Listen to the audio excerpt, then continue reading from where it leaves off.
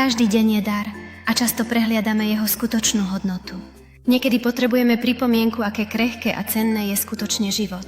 Je ľahké sa nechať uniesť našimi rutinami a zabudnúť zastaviť sa a dýchať.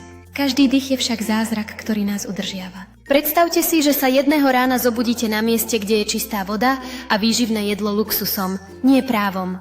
Toto uvedomenie samo o sebe môže zmeniť náš pohľad na naše dennodenné požehnania. Nejde o viazanie sa na niekoho alebo o vyvolávanie viny, ale o vďačnosť. Vďačnosť za vzduch, ktorý naplňa naše pľúca, za lásku našich rodín, za malé chvíle, ktoré prinášajú radosť. Ako je uvedené v Jakubovi 14, prečo ani neviete, čo sa stane zajtra? Aký je tvoj život? Si hmla, ktorá sa objaví na chvíľu a potom zmizne. Často prehliadame tieto jednoduché dary, pretože sú vždy prítomné. Ale čo ak zajtra vstaneme a oni sú preč? Brali by sme stále život ako samozrejmosť, keby sme chápali, aký prchavý môže byť? Každý život má svoje vlastné čo ak. Otázku, ktorá nás prenasleduje alebo osvecuje. V závislosti od toho, ako sa na ňu pozeráme. Niekedy ste sa zastavili dostatočne dlho, aby ste sa zamysleli nad tou nevyslovenou otázkou? Možno je váš čo ak zakorenené v strachu, nádeji, ľutovaní alebo možnosti. Vedomosť môže zmeniť náš pohľad a inšpirovať nás žiť s úmyslom. Niekedy nás naša sebadôvera zaslepuje voči božskej alebo vyššej sile, ktorá nás všetkých vedie. Ako je uvedené v Žalme 103:15-16. Život smrteľníkov je ako tráva, rozkvitá ako kvet na poli. Vietor fúka nad tým a je preč.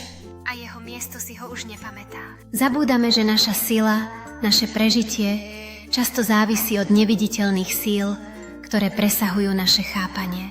A predsa, keď nastane kríza, inštinktívne hľadáme tú vyššiu pomoc, tú božskú intervenciu. V tých okamihoch beznádeje si najviac uvedomujeme svoju zraniteľnosť. Veríš, že tá istá božská sila je s nami v časoch pokoja a hojnosti? Alebo to máme tendenciu zabudnúť, keď všetko ide hladko? Na budúce, keď sa stretnete s výzvou, spýtajte sa seba, čo by som robil, keby pomoc neprišla? Takéto otázky nás nútia zamyslieť sa nad našou závislosťou a odolnosťou. Slúžia aj ako pripomienka, že pokora a viera sú nevyhnutné súčasti ľudskej skúsenosti. Nepredvídateľnosť života nás učí vážiť si každú chvíľu, každý nádych, ktorý urobíme.